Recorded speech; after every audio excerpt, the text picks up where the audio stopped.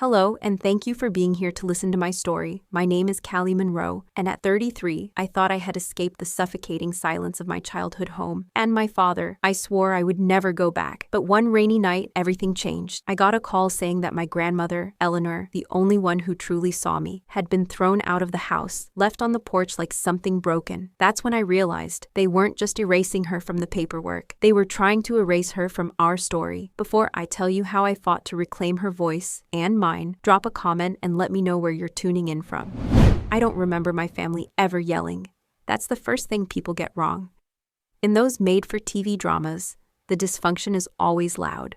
Slamming doors, shattered plates, voices cracking under the weight of unspoken hurt. But in our house, it was quieter than that. Uncomfortably quiet, sharp-edged quiet. It was the kind of silence that walked beside you, watched you from the corner, and settled into your bones before you even knew it was there.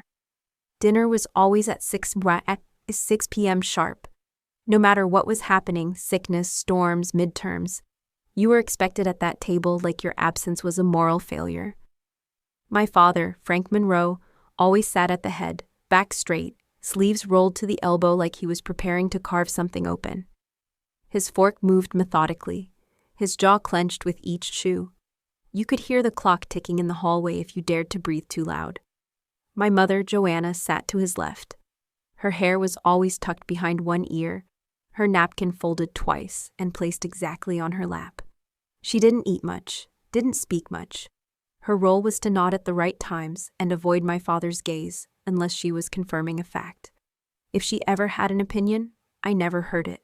She seemed to shrink into herself a little more each year, as if silence was the only language she trusted not to hurt her. Then there was Marcus, my older brother, 2 years ahead of me in age, a lifetime ahead of me in my father's eyes.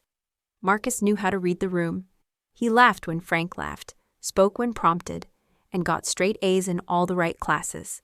He was good at math, good at baseball, good at pretending things weren't broken. He made obedience look noble. And me? I was the crack in the porcelain they couldn't sand out. I learned early what happened when you disrupted the performance. I was 8 the first time it became clear. I reached across the table for the salt. My elbow bumped a glass of milk, and it tipped, spilling across the tablecloth, knocking into the mashed potatoes, and shattering on the hardwood floor. Everyone froze. The milk spread like an accusation. My heart pounded against my ribs so loudly I thought they could hear it. I whispered, "I'm sorry, but it was already too late." My father stood. Not quickly, not angrily. He rose with the precision of a man who believed in order. He walked around the table, his steps calm, and then without warning, slapped me across the face.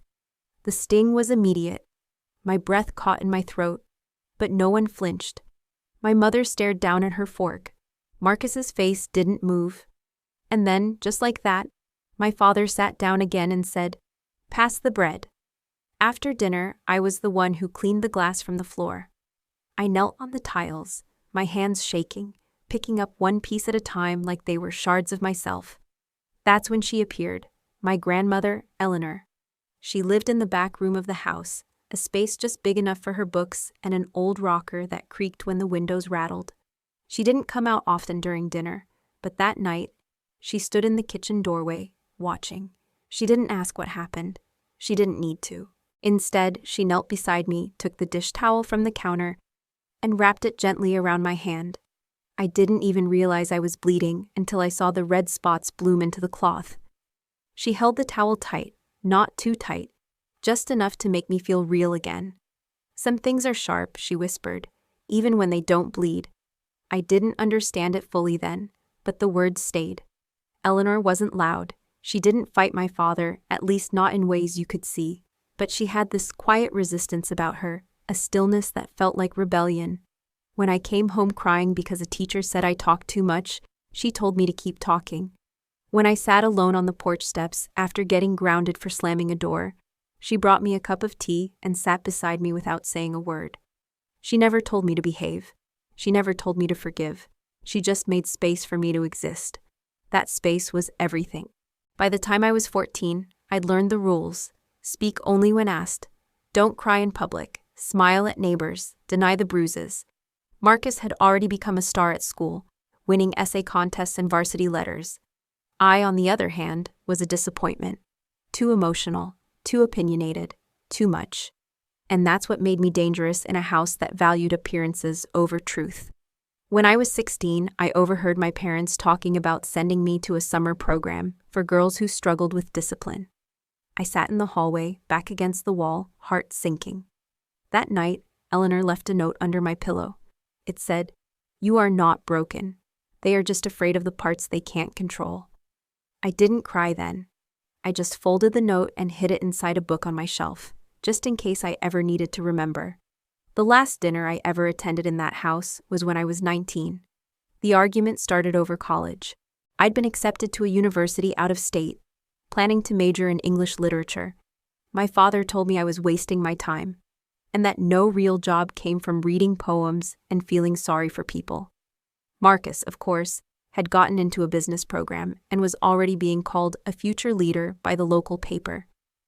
I stood up from the table mid-sentence, walked to my room, packed a duffel bag, and left. No one stopped me. Not my father, not my mother, not even Marcus. But Eleanor met me at the front steps. She handed me a folded red handkerchief and a $20 bill. She looked at me, really looked, and said, "Don't come back unless it's for you." And I didn't. Not for 14 years. Not until that call came. 2:17 a.m. A soft voice on the other end. Mrs. Hampton from next door. She said, "Callie, your grandmother's been put out. She's on the porch, in the rain." And just like that, silence broke again. This time, I couldn't pretend I didn't hear it. I didn't look in the rearview mirror. Not that night. Not when I turned the key in the ignition. Not when the wheels pulled away from the curb. And not even when Eleanor's porch light faded into the darkness behind me. I knew if I looked back, I'd hesitate. I'd stall. I'd second-guess the one decision that felt like mine. I didn't leave in a blaze of glory. There was no screaming match, no final monologue, no suitcase flying down the stairs. Just a quiet dinner, one offhanded comment from my father. "If you think reading novels makes you special, you'll learn soon enough the world doesn't care about dreamers." And the dull ache in my chest that told me this time, I wouldn't sit through it. I excused myself, climbed the stairs, and started packing like my life depended on it. In a way, it did. No one stopped me, no footsteps chasing after me, no tears. Just silence, as always, thick and sticky like syrup you can't wipe off. I zipped my bag, grabbed my jacket. Walked past the living room, where the TV flickered against Frank's face. He didn't turn his head. My mother sat on the far end of the couch, hands folded in her lap like she was trying to disappear. She didn't speak. She didn't look. But Eleanor was already standing by the door. She held a red handkerchief in one hand, her wallet in the other. "It's not much," she said, pressing the folded bill into my palm. "But it's yours." Then she took the handkerchief and wrapped it around my wrist. Not just a goodbye, but a shield, a blessing, a tether. "Don't let them talk you out of who you are, Callie." That was the last thing she said. The porch light flickered above us like it always did. 3 quick blinks, and then silence. I drove through the night, past blinking streetlights and shuttered gas stations. My chest hollowed out and aching. It wasn't the pain of regret. Not yet. It was something quieter, a strange sort of freedom that didn't feel like flying. It felt like falling with no one to catch you. I didn't have a plan. I didn't have money beyond what Eleanor gave me and a little savings I'd scraped from tutoring jobs. But I had an acceptance letter from a university 6 hours away, and just enough pride to pretend I wasn't terrified. The first few weeks on my own were brutal. The dorm room was small, the radiator hissed all night, and the girl in the next bed over cried herself to sleep every night. But no one raised their voice at dinner. No one slapped me for asking a question. I bought my own groceries. I read my books. I walked across campus and breathed air that didn't feel like punishment. I called Eleanor from the library phone when I could. She always answered like she'd been waiting beside it. Every time she picked up, she sounded proud. Not performative, not sugary sweet. Just quiet pride, like she was holding back tears she didn't want me to hear. She never asked if I missed home. She never said, "Come back." She knew better, and I loved her more for it. Marcus never called. Neither did my parents. And eventually, I stopped checking my inbox for messages that never came. I worked through summers, graduated with honors, took a job at a legal aid clinic, then another at a small firm. Life became a series of long days, longer nights, and a kind of peace I'd never known under that old roof. I told myself I was done with that chapter. That leaving had been the closure. That distance was enough to heal. But deep down, I think I always knew it wasn't finished. Some doors don't stay shut. Some ghosts don't wait in basements. They walk into your dreams, sit at your breakfast table, follow you into meetings. I didn't call it trauma. Not then. I just called it silence. And then came that call. It was raining that night, and the storm hadn't let up for hours. I couldn't sleep. My apartment felt too still, like something was coming. And when the phone finally buzzed, I already knew. Mrs. Hampton's voice crackled through the receiver like she was afraid someone might hear. "Callie, it's Eleanor. She's outside. She's not inside the house anymore." I sat up straight. "What do you mean not inside? It's pouring." "She's on the porch. I don't think they're letting her back in." A pause. She had a suitcase. That was all I needed. I threw on jeans, grabbed my coat, and ran straight into the storm. My tires skidded on wet pavement as I turned onto the street I swore I'd never see again. And there she was, my Eleanor, sitting on the porch swing like a memory brought to life, soaked to the bone, holding a chipped white teacup in both hands like it was the only thing keeping her tethered to this world. She didn't look surprised when I ran to her, just tired, like she'd been waiting, and now that I was here, she could finally stop pretending to be strong. "I knew you'd come," she whispered. And that's when I realized, leaving doesn't mean forgetting, and coming back doesn't always mean forgiving. But sometimes it means finishing what they started. The house looked smaller than I remembered. Not physically, nothing had changed in its shape or structure, but something about standing there again, drenched and breathless, made it feel like it had caved inward. The white siding was stained with years of rain, the hedges overgrown, the porch light still flickering like it couldn't decide if it wanted to shine or die. And there, framed in that old yellow glow, was my father, standing in the doorway like he'd been expecting me. He didn't look shocked, didn't look guilty, just annoyed, like I was a package delivered to the wrong address. "Took you long enough," he muttered, arms crossed. I ignored him and stepped past, straight to Eleanor. Her clothes clung to her like wet tissue, her shoulders hunched and trembling. The suitcase at her feet looked like it belonged to another era, soft leather, scuffed corners, the same one she used when we'd go visit her sister in Michigan during summers when I was 10. That suitcase had history. Now it sat on the concrete like trash waiting to be collected. She was holding the teacup again, the one with the little blue roses along the rim and the chip near the handle. She never drank from anything else, even when I was a kid, even when it cracked. She said it reminded her that beauty didn't have to be whole to matter. "I've got her," I said, not looking at him. My father didn't move, didn't speak, just stood there watching, as if daring me to say more. His presence had always been like that, like standing on the edge of something you couldn't name but knew could break you. I wrapped my arm around Eleanor's frail frame and felt how cold her skin was, how light she'd become. "You put her out here," I asked quietly, not expecting an answer. "She needed space," he replied flatly. "She needed a damn blanket." He didn't flinch. I didn't wait. I picked up the suitcase, kept one arm around her, and led her down the porch steps. Her fingers tightened around mine, but she didn't speak. The rain had softened to a mist, but everything still felt soaked. My shoes, my jeans, my anger. The walk across the street felt longer than it should have. Each step away from that house felt like stepping through mud. But when we reached my apartment door, and I helped her inside, I felt something shift, like the walls were expanding to make room for her. I flicked on the hallway light, helped her out of her coat, and wrapped her in the thickest blanket I owned. She sat on the couch like a bird that had flown too far.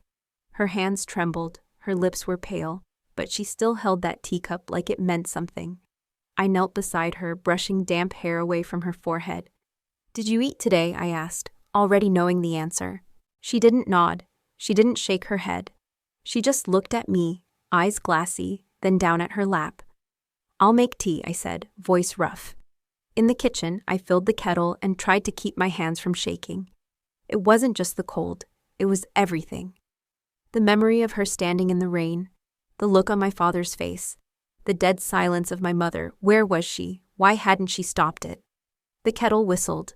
I poured the water into the chipped cup, added a touch of sugar just how she liked it, and brought it back to her.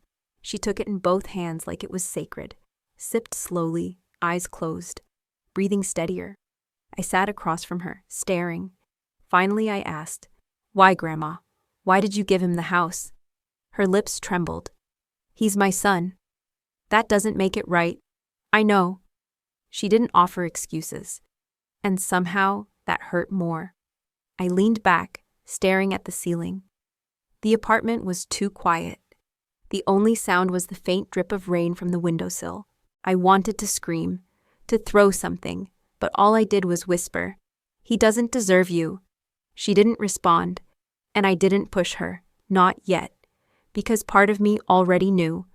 This wasn't just about property or pride. This was about something deeper, something hidden, something that had been building long before I left. The silence between us was thick, but it wasn't empty. It was full of things neither of us could say yet.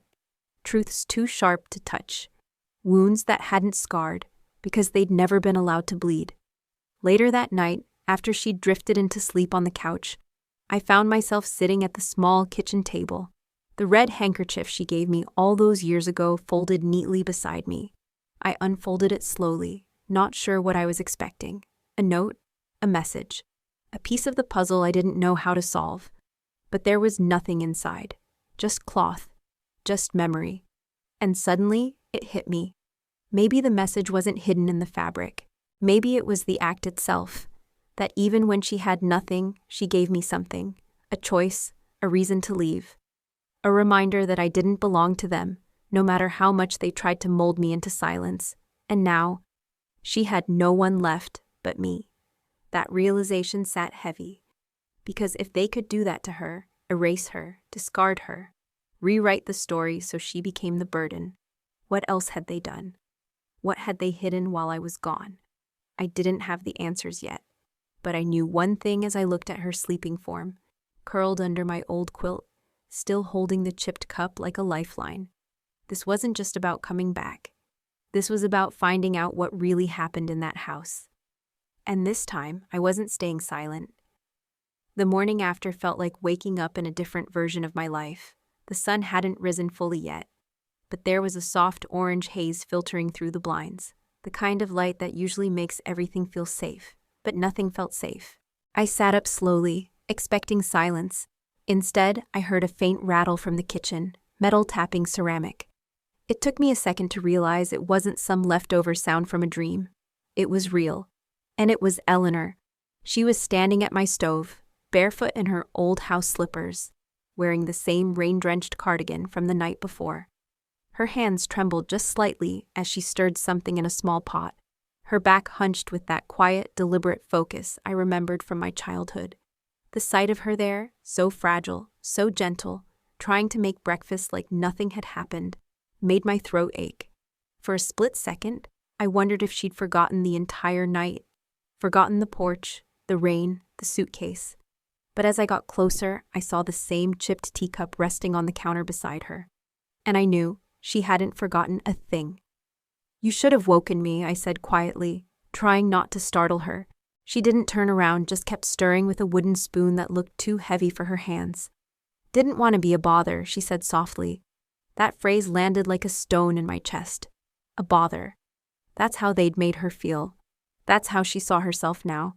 Disposable. Like a carton of milk past its date. I helped her sit down at the kitchen table, poured her a cup of tea, and watched her sip it with trembling fingers. We didn't say much as we ate the bland oatmeal she'd cooked. She chewed slowly, methodically, like it was something she had to do, not something she wanted. I asked if she wanted toast, and she shook her head. When I reached to take her empty bowl, I noticed the way she held on to the spoon for just a second too long before letting it go. Like she needed to feel useful, even if it was only in holding something. After she'd gone to lie down on the couch, Claiming she just needed to close her eyes for a moment, I cleaned up in silence. That's when I noticed the suitcase, still zipped, still damp around the seams. I carried it to the hall and set it gently on the floor, intending to unpack it later, but as I moved it, something shifted inside, a soft shuffle, like paper sliding. I hesitated, opened the zipper, and there, tucked between a folded sweater and a neatly packed toiletry bag, was a manila envelope. It had no label, no name, just sealed, thick with contents. I took it to the kitchen, peeled the flap open, and pulled out a stack of papers so crisp they hadn't even been folded. Property transfer, a notarized deed, a letter from the county, legal language I'd seen 100 times at work, but this time it hit different.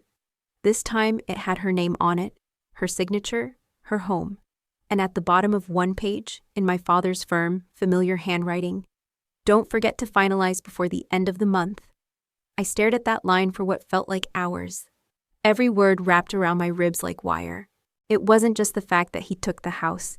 It was how easily he assumed she wouldn't fight it, how confident he was that no one would question it. I flipped through the rest of the documents.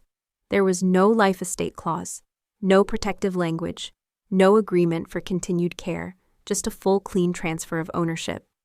Eleanor Monroe to Frank Monroe. Effective immediately, no witnesses besides a notary I'd never heard of. The knock on my door came so suddenly I jumped, sharp, precise, like someone who didn't believe in waiting. I opened the door partway and found Marcus standing there, holding a paper bag of groceries like he was about to win the Good Son of the Year award. He was dressed like he always was, tailored coat, polished shoes, clean shave, and that same detached expression I used to think was confidence. Now it just looked hollow. "I heard she was here," he said, like we were catching up at brunch. "Thought I'd bring something warm. Chicken soup, her favorite." I didn't move, didn't smile. "You came to check on her?" I asked. He nodded. "Of course. We've all been worried." That word, "we," made my jaw tighten. I stepped outside and pulled the door behind me until it latched shut. "You mean you and Dad?" "The ones who left her outside in the middle of a thunderstorm." He shifted uncomfortably. "She insisted on leaving." I narrowed my eyes. "With a suitcase? In the rain?" He looked past me, down the street. "Look, Callie, she hasn't been thinking clearly. She forgets things. Dad thought maybe it was time for assisted care, but she wasn't listening. She gets stubborn when she's confused." I folded my arms. "You mean when she disagrees?" He glanced at the door, lowering his voice. "I don't want to fight with you. We're trying to manage this the best we can." I stepped closer. "So explain this." I held up the envelope. "You let him take everything from her, and now you show up with soup like that's supposed to erase it?" He reached for the bag again, as if offering it would soften the blow. "Just make sure she eats something." Then, without another word, he turned and walked away. Inside, Eleanor was still sleeping, curled up with the blanket pulled to her chin, the teacup resting on the coffee table like a relic. I stood there, holding that envelope, and realized something I hadn't wanted to admit. She wasn't confused. She wasn't broken. She was being erased, quietly, systematically, with pen and ink and signatures that no one questioned. But I was going to question it, every piece of it, because what they stole wasn't just a house. It was her place in the story, and I was going to help her take it back. The thing about liars is, they're not always loud. The best ones don't scream, don't twist mustaches, don't even sweat. They smile when they talk. They speak clearly, calmly. They use words like concern, transition, stability. And when they lie, they do it with enough charm to make you doubt your own memory. That's exactly what Marcus did when he showed up the next morning, again. He didn't knock this time. He texted first. Just a polite line. Stopping by, brought some old photo albums for Grandma. It wasn't a request. It was a subtle statement wrapped in etiquette. And before I could decide whether to ignore it, he was already at the door, one hand holding a faux leather binder, the other clutching a takeaway tray with 2 lattes balanced like offerings of peace. Eleanor was sitting up on the couch when he arrived. She looked better that morning, hair brushed back, wearing a fresh sweater I'd laid out for her. The teacup was on the coffee table again, just within reach. She didn't say much when she saw Marcus, just blinked once, Slowly, he smiled, too wide. "Morning, Grandma," he said, walking toward her like everything was normal. "Brought your favorites, hazelnut, no sugar." She didn't take the cup. I hovered near the kitchen, arms crossed, unsure if I was here to mediate or keep score.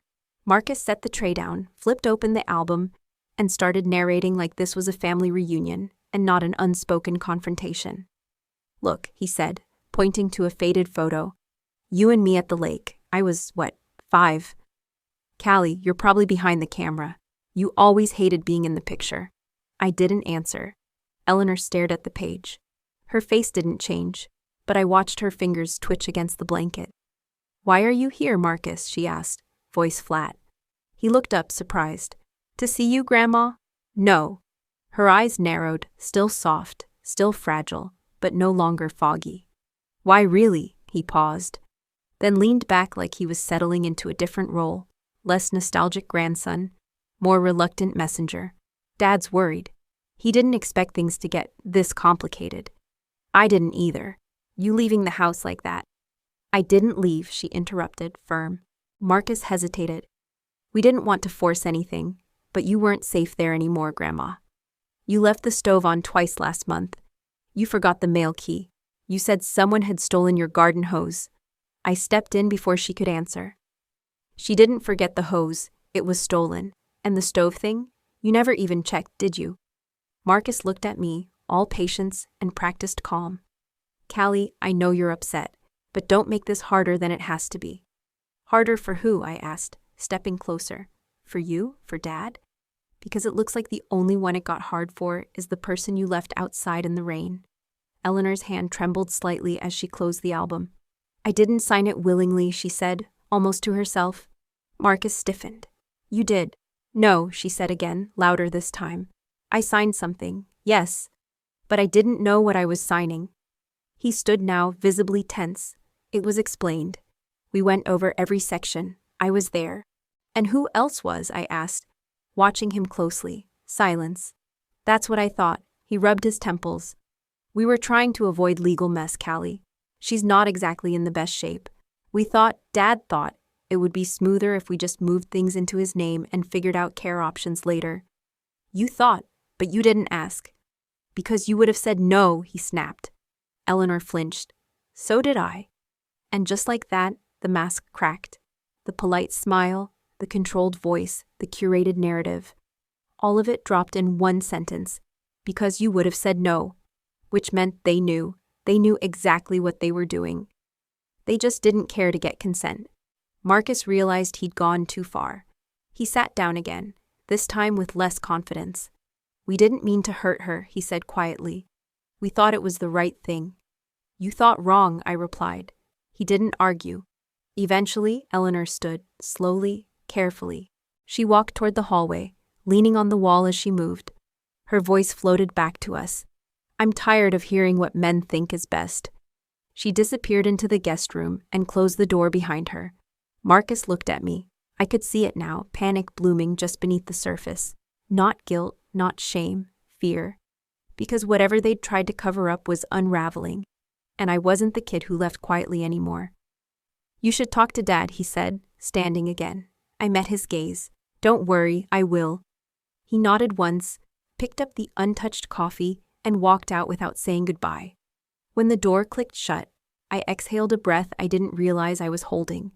I turned toward the kitchen, poured both lattes into the sink, and stood there, hands gripping the counter. There was something they weren't saying, something buried beneath all the politeness and paperwork. Something big enough that even Marcus couldn't hold it in much longer, and I intended to find it. No more albums, no more soup, no more smiles. It was time for truth, even if it broke everything. You can tell when something doesn't belong, even if it's subtle, even if it's tucked in the right drawer, labeled with the right pen, filed under the right name. Something inside you still knows, like the way a note sounds wrong when played on an out-of-tune piano. That's how it felt when I found the second envelope.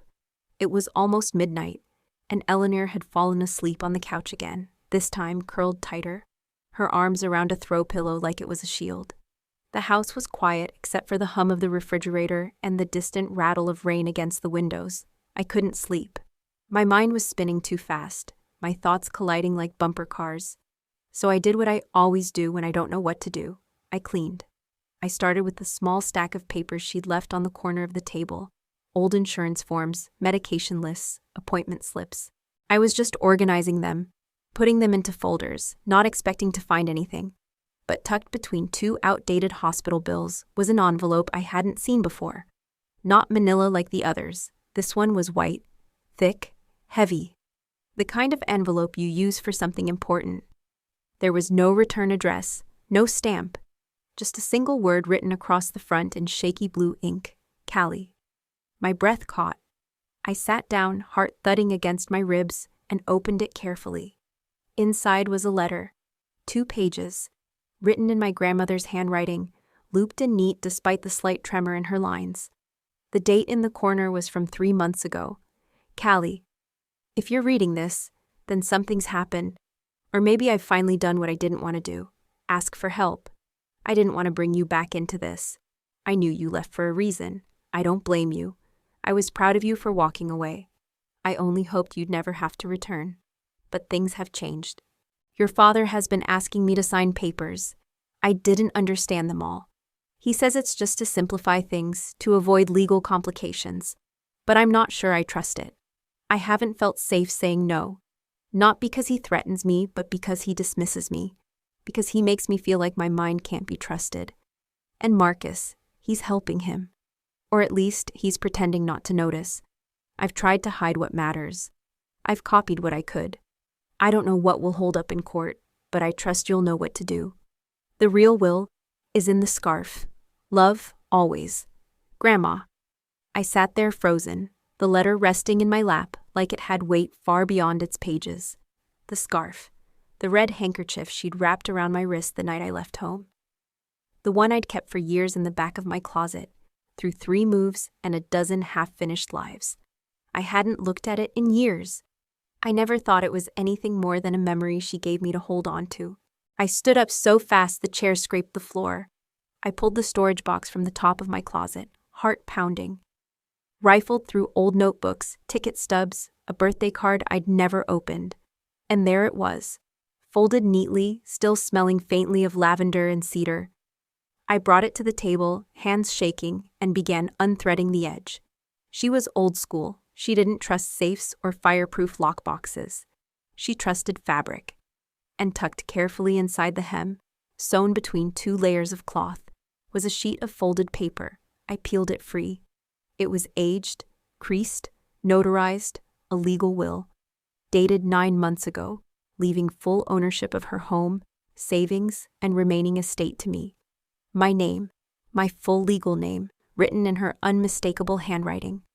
No conditions, no hesitations. My throat tightened. I blinked hard. This wasn't just a document. It was a message across time. Proof that she knew what they were doing, even when they tried to make her doubt herself, even when they tried to erase her. I sat there for a long time, the letter in one hand and the will in the other, listening to the clock tick like a countdown in the dark. I didn't know the legal path yet. I'd need help. Colleagues, records, maybe even the courts. But what I did know was this. They'd taken something that wasn't theirs, not just a house, not just her autonomy. They'd taken her voice, and now I had it back. When morning came, Eleanor was already awake. She sat quietly at the table, stirring sugar into her tea. Her hands were steady now, her eyes alert. I laid the will in front of her. She stared at it for a long time. Then she looked up at me and whispered, "I didn't know if it would make it." "It did," I said. "You did."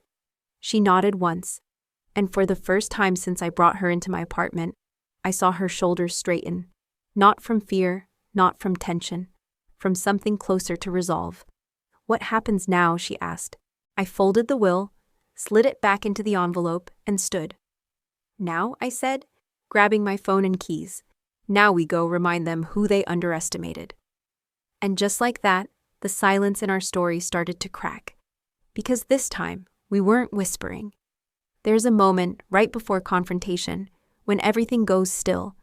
Not calm, not peaceful, just still. Like the world is holding its breath, waiting to see what you'll do next.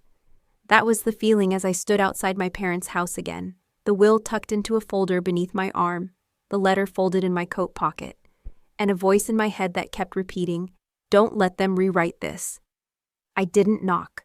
I rang the doorbell just once. Clean, direct, assertive. I heard footsteps on hardwood, slow and careful. The door opened partway, and there stood Joanna, my mother. She looked like she hadn't slept much. Her hair was pulled back too tightly, like it was the only thing she could control that morning. Her eyes flicked to the folder in my hand, then back to my face. "Callie," she said, almost like a sigh. "Is Dad home?" I asked. She hesitated. "He's in the study." I pushed past before she could say more. The house smelled the same: cinnamon air freshener, lemon cleaner, and something stale underneath, like forgotten time. I walked through the hallway, past the gallery of perfectly framed family photos, past the china cabinet, the hallway mirror that once reflected a version of me I couldn't recognize. Frank was seated behind his desk, reading glasses on, a pen in hand. He didn't look up right away, just said, "You're here earlier than I expected." "I'm not here to talk," I replied. "I'm here to listen, so go ahead. Explain why you stole her house." He set the pen down, folded his hands, and looked at me with that expression he'd mastered decades ago, the one that said, "You're overreacting." "No one stole anything," he said calmly. She signed. Everything was notarized, above board. She didn't understand what she was signing. "She's 82, he countered.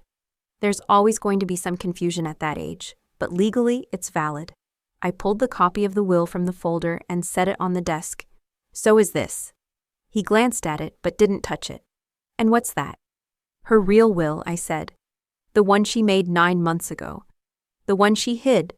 The one she had to sew into fabric because she didn't trust her own family to protect it." He leaned back, expression unreadable. "Convenient." "No," I snapped. "What's convenient is convincing an elderly woman she's losing her mind just long enough to erase her name from a deed." That was when Marcus stepped into the room. I hadn't heard him come in. He looked between us, already tense, already calculating. "What's going on?" he asked. I turned toward him. "Did you know about the scarf?" He blinked. "What?" "The scarf. The red one Grandma gave me the night I left. She hid her will in it." "Did you know?" He said nothing. Frank stood up slowly.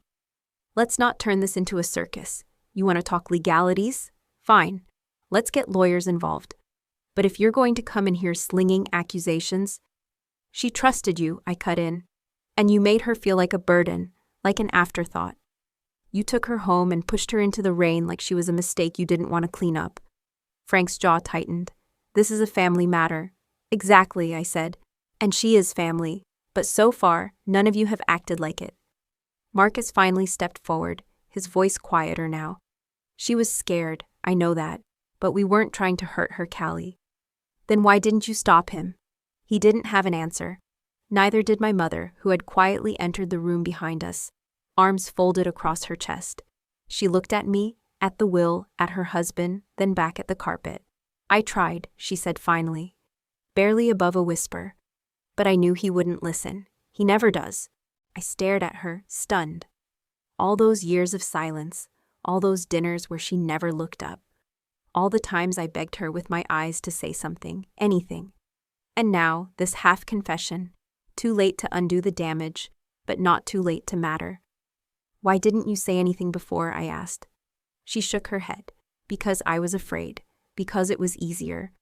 And there it was, 3 versions of the same story.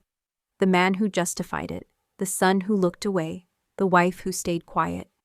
And none of them thought Eleanor mattered enough to stop it. "I'm filing a formal challenge," I said, turning toward the door. "With the county and the Attorney General's Elder Protection Unit. I've already started the paperwork. This," I held up the will, "is going to be entered into evidence." Frank didn't stop me. He didn't yell. He just stood there, face like stone. As I left the room, I felt my mother's hand brush against mine, just barely. "I'm sorry," she said. I didn't respond, because sorry doesn't undo silence. And silence doesn't erase harm. Outside, the wind had picked up. Leaves scattered across the porch, swirling in confused circles. I gripped the folder tighter, tucked it under my arm, and walked back to my car without looking back. But I wasn't finished, because uncovering the will was just the beginning. Now it was time to find the rest of the story they tried to bury. Most stories fall apart in the details. It's not the big lies that catch people. It's the paper trail, the misplaced timestamp, the signature that doesn't match. That's what I was chasing now, not just proof of intention, but evidence of execution. The kind that turns manipulation into a legal offense. I didn't go home after leaving my parents' house. I drove straight to the law clinic where I used to work part-time during my first year out of school. The building sat between a dry cleaner and a diner, the kind of place you only found if you were looking for it. Inside, nothing had changed. Same mismatched chairs, same flickering fluorescent light near the intake desk, same scent of burned coffee and old carpet. But it felt different this time. I wasn't here to help someone else. I was here to fight for Eleanor. Clara was still there. We hadn't spoken in almost a year. She raised an eyebrow when she saw me, then stood slowly from behind her desk and said, "That face says someone finally pissed you off enough to make it official." I handed her the envelope. The will, the letter, everything. She didn't smile as she flipped through it. Clara didn't do theatrics, but her posture changed. Straighter, more alert. "This isn't just personal," she said, her voice low. "This is elder exploitation. And from what I can already see, they didn't just overstep, they fabricated." She asked for everything: the deed transfer, the power of attorney forms, the medical assessments, anything that might have been used to justify the house changing hands without resistance. I had some. Others she requested formally through the county. It only took 2 days before things started unraveling. The notary listed on the deed transfer, suspended license, no active record in our state. The witness signature, a name that didn't appear on any employee roll, not at the assisted facility or the assessor's office. And the medical document Frank submitted, claiming Eleanor was of limited mental capacity and required cognitive assistance. That was the real kicker. The evaluation was dated 3 months ago, but I checked the hospital's records. On that same day, Eleanor had been seen by a different doctor altogether for a routine blood pressure check. There was no cognitive screening, no neurological exam, nothing. And then Clara said something that stopped me cold. This fake evaluation, this came from a physician who hasn't practiced in-state for over 5 years. They're using a template someone modified and printed under his name. "You're not just dealing with fraud, Callie. You're dealing with forgery." I didn't say anything for a moment, just stared at the paper in her hands like it might catch fire. The name on the bottom of the document wasn't familiar, not to me. But someone had typed it, printed it, and submitted it to the clerk's office as justification for one of the biggest property transfers in our family history. My father didn't just trick Eleanor, he engineered a system that made her objections irrelevant. And Marcus? He helped deliver the papers. We dug deeper. Clara's contact at the county registrar confirmed that the property transfer had been marked as priority processed, which meant it skipped standard review timelines. The signature on the release form was supposedly Eleanor's, but the slant was wrong. The loop on the M in Monroe was tighter than hers had ever been. I compared it to her driver's license, to her letters, even to the original will. Side by side, the differences weren't just obvious. They were glaring, but it wasn't enough to suspect. We needed an expert. So we took it to a forensic document examiner. She held the 2 versions in gloved hands, then smiled grimly. "One of these was written under pressure," she said, "and the other was written with love." That line stuck with me, because that's what it was. Eleanor's real will was careful, thoughtful, deliberate. It carried the weight of someone who wanted her story to end with clarity. The signature on the transfer form, though, it looked like someone had guided her hand. Or worse, traced it. The day after the evaluation results came in, I got a text from Marcus. "We need to talk. Just us." I didn't respond. 10 minutes later, he was outside my apartment building, pacing on the sidewalk like a man who couldn't figure out what side of the street he belonged to anymore. I opened the window but didn't invite him up. Instead, I called down, "You forged a signature." He looked up. "I didn't know they were going to submit that version. I swear, Callie, I thought she'd agreed. I thought she understood." No, I said. You hoped she wouldn't notice. He ran a hand through his hair. I was trying to keep things clean. You made them criminal. His silence confirmed what I already suspected. He wasn't just complicit. He was scared. But fear doesn't undo harm. And silence, especially when it wears a suit and ties itself in legalese, is still violence. I closed the window. Back inside, Eleanor was awake, sitting at the kitchen table in her robe. She looked at me, eyes clear. You found something, she said. I nodded. She didn't ask what. She just said, I knew they'd try. I just didn't know how far they'd go. I sat across from her, the file between us. Far enough to fake a doctor. Far enough to erase you on paper. She reached across the table and touched my hand. Then it's time, she said. Let's make sure I'm still here. And I knew what she meant. Not alive, present, seen. We weren't just gathering documents anymore. We were gathering ourselves. And we were ready. Some truths don't land like thunder. They land like quiet sentences said in empty diners. That's how I knew it had to happen. Not with lawyers in the room, not in a courtroom, not even with Eleanor watching. If Marcus was going to face what he helped do, it had to be just us. No formality, no distractions. Just me, my questions, and his answers. So I called him. I told him I wanted to talk. One time. In person. No lawyers, no spin. He chose the place. An old diner off Route 12, halfway between where he lived and where I refused to forget. It was the kind of place we went to as kids on Sundays, after church, before everything got too tense to keep pretending we were a happy family. I got there first, sat in the booth near the back, the one with the jukebox that never worked, and a view of the parking lot where memories used to park in rows. When he walked in, he looked like he hadn't slept. His coat was wrinkled, his collar half-pressed, and in his hands was that look, the one I knew too well, the kind that only shows up when someone realizes denial has an expiration date. He didn't sit right away, just stood beside the booth, eyes flicking between me and the laminated menu. Thanks for meeting me, he said. I didn't answer. He slid into the seat across from me and exhaled like he was carrying something too heavy for too long. For a second, neither of us said anything. Then I pulled out the printed medical evaluation, the fake one, and laid it on the table between us. You signed off on this, I said. You handed this to a clerk like it was real. He didn't look surprised, just tired. I didn't know it was fake, I swear. But you didn't check either, I replied. You didn't ask who the doctor was. You didn't call the hospital. You didn't even read the diagnosis. He leaned forward, voice low. Dad said it was handled. That's the problem, Marcus. You let him handle it. His fingers curled around the edge of the table. I was trying to keep things stable. Everything was falling apart, Callie. Her memory, her independence.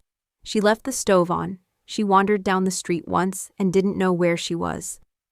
She had a blood pressure drop, I snapped. That's why she was dizzy. Not dementia, not confusion, but none of you cared enough to ask. The waitress came by, dropped 2 waters on the table, and left without waiting for an order. Marcus reached for his glass, then changed his mind. You weren't here, he said. You didn't see how hard it got. No, I replied, because I left. You stayed. That was your choice, but don't use my absence as your alibi. He looked down. I watched his chest rise and fall, steady but shallow. Dad made the decisions, he said finally. He always has. And you just followed, I said. Even when it meant watching her sign away everything, even when you knew she didn't understand. I didn't think it would go this far. I pulled out the flash drive and set it next to the paper. This is a recording from my apartment. 3 days after she was thrown out. She cried for 23 minutes, Marcus. Said she didn't know why you didn't speak up. Why you let him push her out. And when she stopped crying, she said your name like it hurt her to say it. His shoulders slumped. You're right, he whispered. No, I said coldly. I'm not looking for agreement. I'm looking for accountability. For the first time, his voice cracked. What do you want me to do? I stared at him. Really looked. Tell the truth. To the court. To the lawyer. To her. He looked away. Outside the window, a mother loaded her child into a minivan. The world kept turning, unaware that everything inside this booth had fractured years ago and was only now being dragged into daylight. If I do that, he said slowly, Dad will lose everything. I didn't blink. He should have thought of that before he took everything from her. His hands clenched. He'll deny it all. I leaned forward. That's fine. I have his voice. I found an old voicemail. He told her, clear as day. You've had a good life, Mom. It's time to simplify. He swallowed hard. You recorded him? No, he recorded himself. Like always. Confident no one would ever call him out. The silence that followed was heavier than anything either of us had said. He reached for the drive but didn't touch it. You're really going through with this? I already did, I said. Injunctions filed. Emergency hearing is scheduled. You'll get the summons by Monday. He looked like he might argue, might beg. But instead, he said the quietest thing he ever said to me. She always loved you more. I stared at him. No, she loved us equally. You just made it easier for her to let go of you. He looked down, said nothing more, and I stood up. Left the flash drive, left the folder. Left him sitting there in a booth that had held too many unspoken things. Back home, Eleanor was folding dish towels into precise squares, the kind of task people do when they're trying not to fall apart. I sat across from her, took one from the pile, and asked, Did you ever doubt me? She looked up, soft eyes steady. Never. I held her hand. He knows now, everything. She nodded, slow and solemn. It doesn't change what they did. No, I agreed. But it changes who we are now. Because in the story they wrote, she disappeared quietly. But in ours, she stayed. And this time, she was heard. Some stories are shouted. Others are whispered until someone decides to write them down. And then, once the words are on paper, notarized, submitted to a court clerk under oath, they're no longer family drama. They're evidence, they're timelines, they're truth. The emergency hearing was scheduled for 10 a.m. on a Tuesday. The building was beige and square, tucked between a post office and a pharmacy, like justice could exist in places that also sold stamps and cold medicine. It wasn't grand. It didn't need to be. It just needed to be a place where someone like Eleanor could finally speak, through me, through the will, through the layers of silence that had hardened into concrete. Clara met me out front. She wore a navy suit and flats, no jewelry, just a leather folder and a face that didn't do small talk. She looked me in the eye and said, You ready? I nodded. Even though my heart was pounding so hard, I felt it in my teeth. Eleanor wasn't with us. She'd written a statement, had it signed and notarized, and told me that morning, They ignored me when I was in the room. Let's see if they listen now that I'm on the record. Inside, the courtroom was smaller than I expected. 4 rows of benches, 1 judge, 2 tables. A dozen people who would forget this case the moment they walked out. But not me, not Clara, and definitely not them. Marcus arrived first, alone. He looked like someone who'd spent the night rehearsing what not to say. He gave me one glance, then looked away. I didn't return it. Frank showed up 5 minutes later, flanked by a lawyer whose suit cost more than my rent. He didn't acknowledge me at all, just adjusted his tie and shook hands like he was early to a board meeting, not a legal challenge about elder abuse and property fraud. The judge was a woman in her 60s, with silver hair and a voice that didn't rise above necessity. She glanced over the documents with surgical calm, then looked up at us. Let's begin. Clara stood first. She laid out the case like it was a timeline, not a story. A deed transfer filed under dubious conditions. A medical evaluation proven to be falsified. A notary with a suspended license. A witness signature from someone who didn't exist. A client, Callie Monroe, who was denied access to her home, placed in a vulnerable condition, and coerced into relinquishing her property. Ms. Monroe is currently under medical supervision. Her statement has been submitted, Clara said. Along with a will dated prior to the fraudulent transfer, we are requesting the immediate freezing of all property assets and initiation of an independent investigation into the transfer's legality and the family members involved. The judge nodded, flipping through the pages. Then Frank's lawyer stood. He was smooth. He used words like transition, intent, declining memory.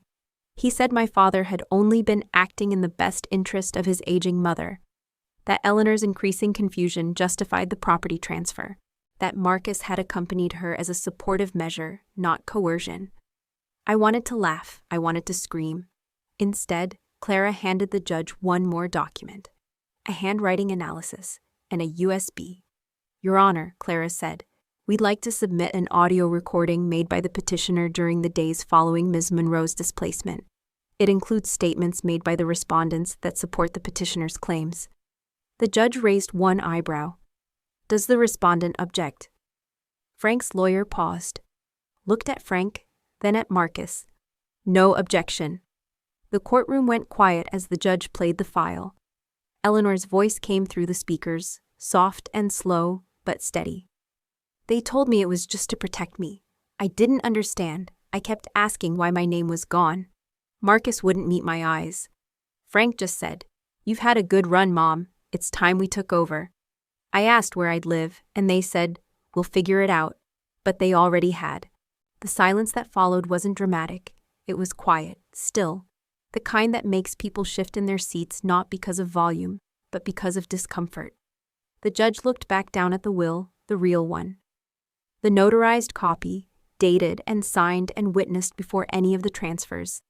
Then she looked up at Frank. "Do you have anything you'd like to say?" He cleared his throat. His voice, for once, wavered. "We were just trying to make things easier." "For who?" the judge asked.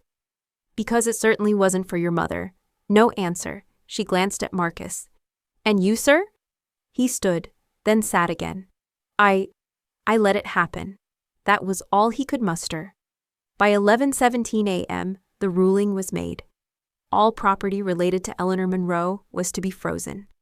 The transfer was invalidated pending full investigation. The house was not his, not anymore. But it wasn't about the house. It was about who gets to decide when a life stops being worth listening to. Outside the courthouse, Clara clapped me on the shoulder. "You did good," she said. "Most people don't get this far." "I'm not finished," I replied. "This was just the part where they got quiet." She smiled. "Let's keep going then." I drove straight home.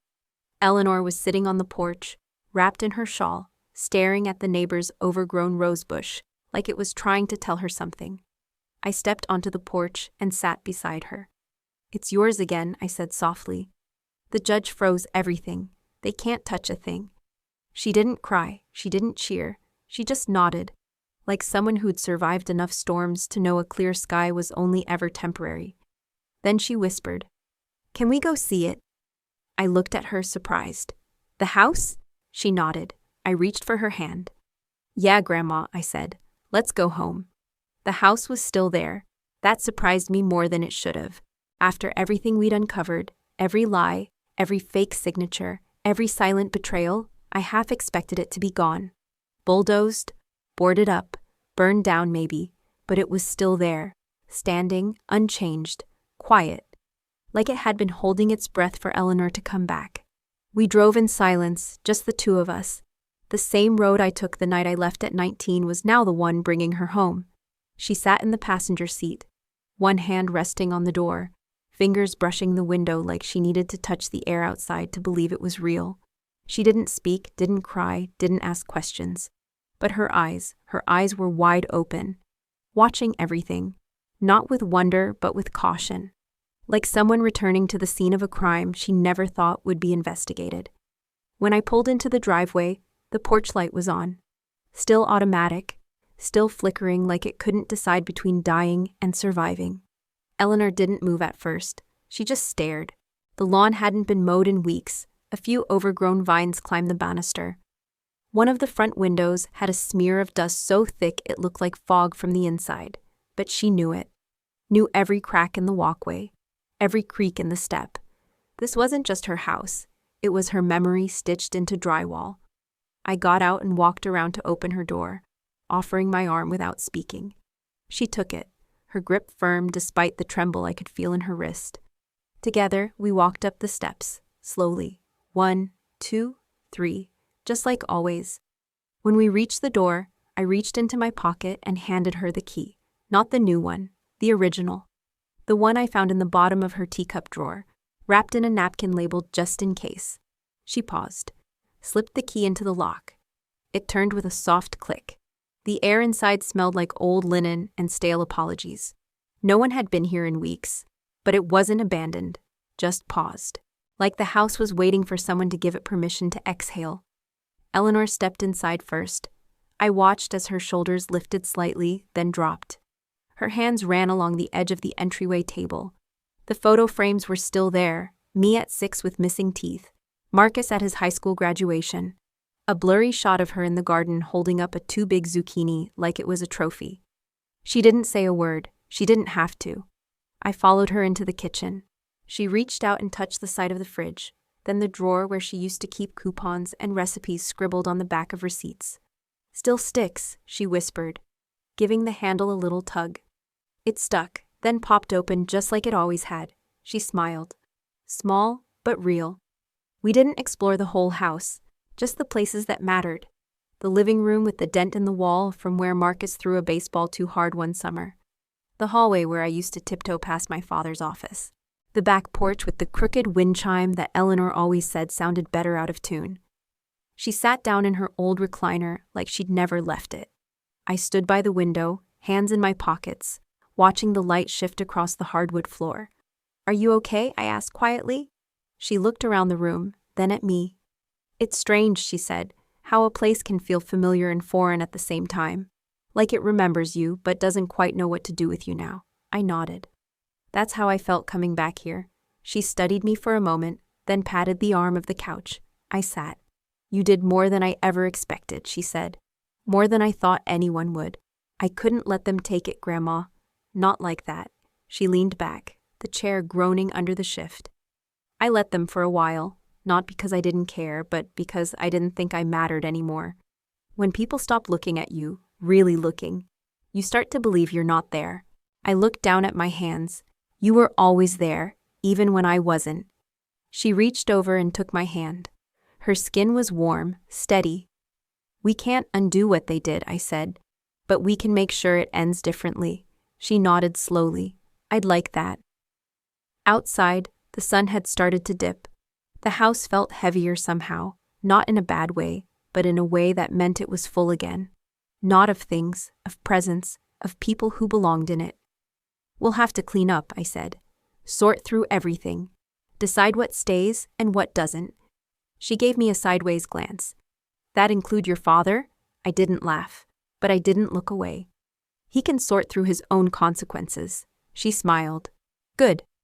We sat there as the light faded, side by side, not saying much.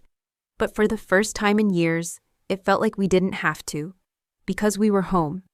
And this time, no one could push us out. Grief doesn't always show up with a black veil and trembling hands. Sometimes it arrives quietly, in a room you once loved, holding a memory you didn't know you'd been carrying. That's how it felt in the weeks after we reclaimed the house. Not victorious, not celebratory, just still. Like the house was adjusting to being lived in again. Or maybe we were the ones adjusting, trying to fill the empty spaces not just with furniture, but with presence.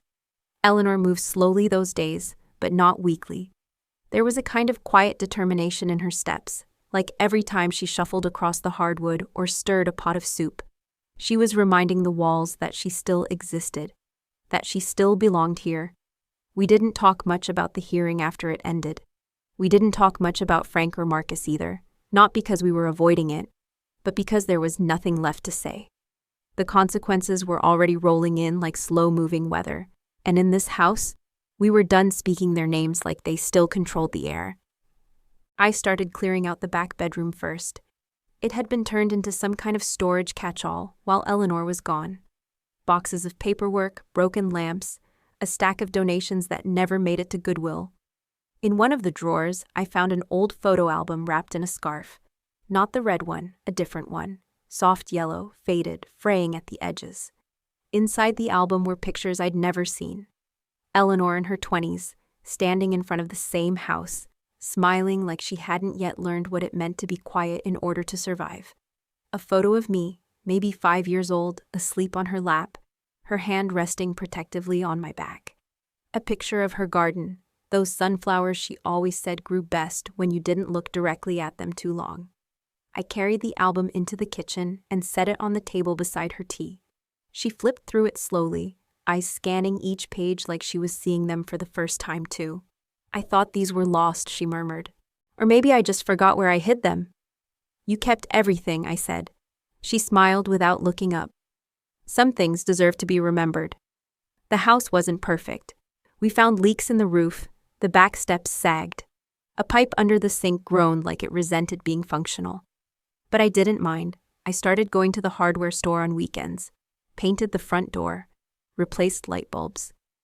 I fixed what I could, not because I wanted to restore it to what it was, but because I wanted to reshape what it could be. One morning, Eleanor watched me from the porch as I dug through the side garden, pulling weeds and rescuing what was left of her hydrangeas. She sipped her tea, then said, "You don't have to stay, you know.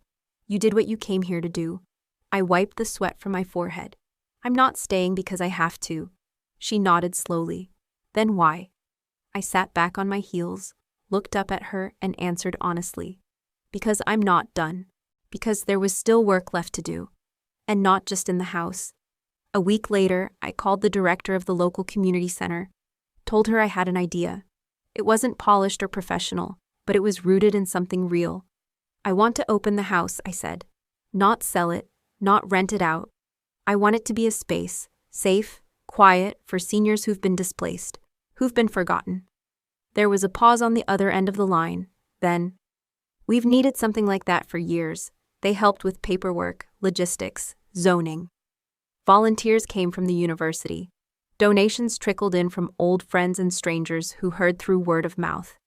I didn't make a big announcement, no press, no ribbon-cutting ceremony. Just one morning, I opened the front door, hung a small wooden sign by the steps that read Eleanor's house, and let the light back in. The first woman who came through the door was named Margie, 81, widowed. Her son had sold her condo while she was in the hospital recovering from a stroke. The second was Dolores, 76, kicked out by a niece who couldn't handle the caregiving anymore. Then came Lita, then Mr. Howard, all with different stories, all carrying bags that looked heavier than they were.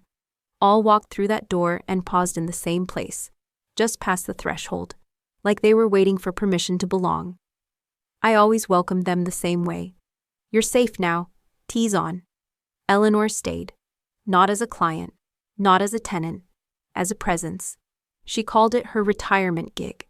She sat in the corner most mornings, knitting things she never finished, offering advice only when asked, and smiling in that way that let people know she saw them, even if they didn't say much. One afternoon, I came home to find someone had pinned a red scarf above the mantel. I never found out who placed it there. No one claimed it, but it stayed, like a quiet signature on the wall. A reminder. That night, I sat on the porch alone, a mug in my hands, listening to the low hum of voices inside. Margie telling a story, someone laughing, a kettle beginning to hiss. I thought about how far we'd come. How many times I could have turned away. How easy it would have been to say this isn't my fight. But it was, because silence is never neutral. And when the world tries to erase someone you love, your voice becomes the only thing that stands in the way. So I kept speaking. Even now, sitting here, I can hear her voice in mine. Not loud, not angry, just steady. If you're still listening, and I think you are, don't wait for the right time to speak. Don't wait until the damage is done. Don't wait for someone to hand you permission.